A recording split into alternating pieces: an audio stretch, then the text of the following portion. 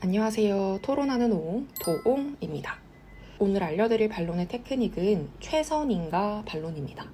기존 논증에서 기대하는 결과, 즉 목표가 제시되고 그에 대한 방식 역시 제시되는 상황에서 과연 해당 방식이 최선인지 따져보는 식의 반론이에요.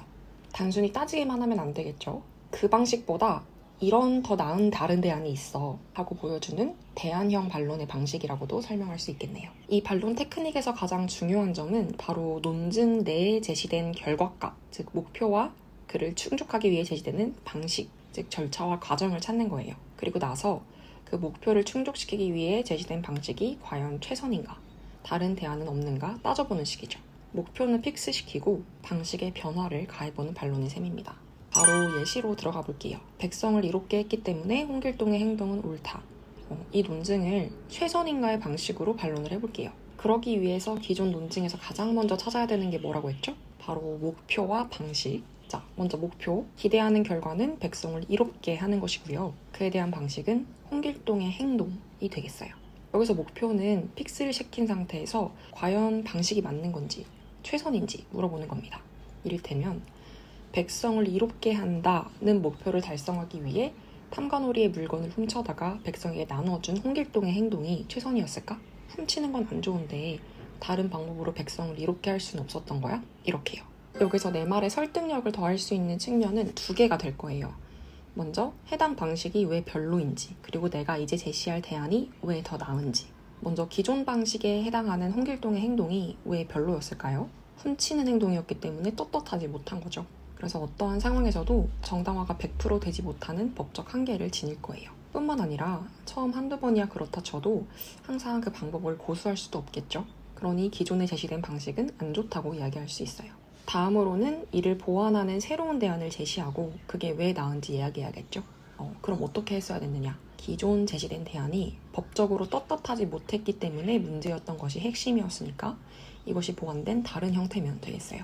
제가 생각해보기론 홍길동처럼 무작정 훔치는 방식으로 전면 돌파를 한다기보다는 법에 저촉되지 않으면서 탐관오리를 원하는 대로 구슬릴 수 있는 방법이 있지 않았을까 얘기를 해볼 것 같아요. 그들의 약점을 잡아 수탈한 곡식을 다시 백성에게 나눠주게끔 한다던가, 아니면 시간이 조금 걸릴지라도 곡식 수급 시스템을 개선해볼 생각을 한다던가 등이요.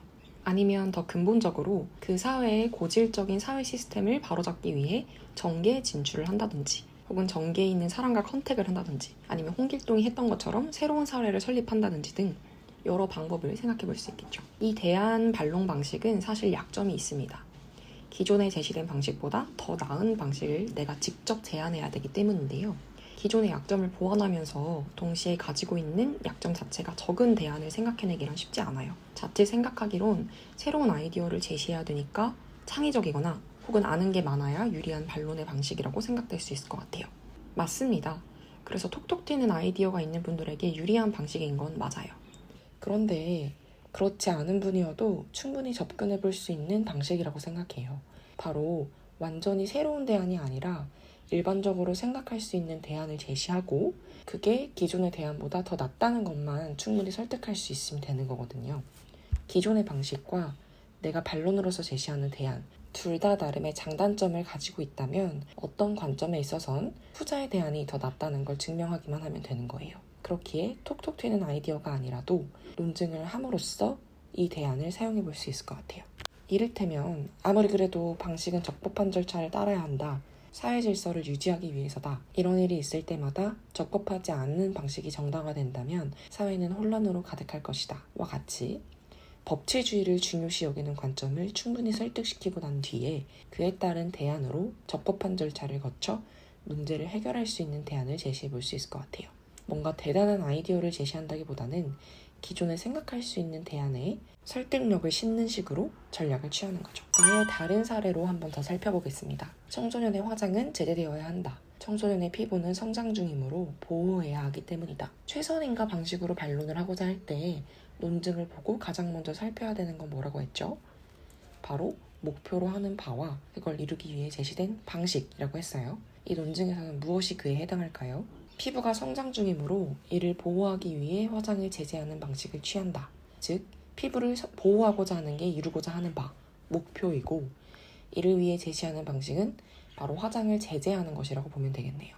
여기까지 정해졌다면 다 온 것과 다름없어요. 우리는 그 방식이 과연 최선인지 질문을 던지면 되는 거죠. 피부를 보호하고자 한다면 제재하는 것 외에 성장 중인 피부를 위해 저자극 화장품 사용품을 장려한다든지 건강한 화장법 교육에 힘쓴다든지 하는 방식을 고려해 볼 수 있을 텐데 무조건적으로 제재할 필요는 없다는 얘기를 할 수 있겠어요. 이런 아이디어를 쉽게 생각할 수 없다면 관철하고자 하는 관점을 설득시키는 방법도 있다고 했죠. 화장을 자유롭게 할 수 있는 각자의 권리를 중요하게 여기는 관점을 제시하고 설득까지 시키는 거예요. 청소년을 포함해 모든 인간이 가지는 꾸밀 권리를 언급하면서 그게 다른 가치들 위에 더 우선해야 하는 이유가 무엇인지 설명을 하는 거죠. 그러므로 각자의 화장할 권리를 보장하는 취지의 대안을 제시해 볼 수 있겠어요. 이루고자 한 목표였던 피부 보호를 위한 방식으로요. 우리는 모두 다 나를 표현하고 원하는 방식으로 꾸밀 자유를 갖는다. 남에게 피해를 주지 않는 한 우리의 신체를 어떻게 사용할지 결정할 권리는